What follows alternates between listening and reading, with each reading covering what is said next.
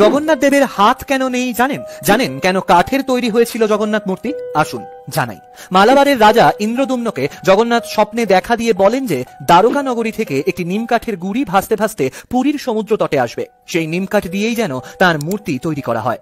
একা কাঁধে করে সেই নিম কাঠটি ডাঙায় তুলে আনেন বিশ্ব বসু। কিন্তু কাঠ পাওয়া গেলেও মূর্তি তৈরি করবে কে, তা নিয়ে যখন ভাবনা চিন্তা চলছিল, ঠিক তখনই বিশ্বকর্মা এক বৃদ্ধ কারিগরের রূপ ধারণ করে হাজির হন। শর্ত সাপেক্ষে মূর্তি তৈরি করতে প্রস্তুত হন তিনি। শর্তগুলো হলো: 1, তিনি একাই কারো সাহায্য ছাড়া এই মূর্তি তৈরি করবেন। 2, 21 দিনের মধ্যে মূর্তি তৈরির কাজ পূর্ণ হবে। এই 21 দিনে মন্দিরের দরজা খোলা যাবে না, শুরু হয় কাজ।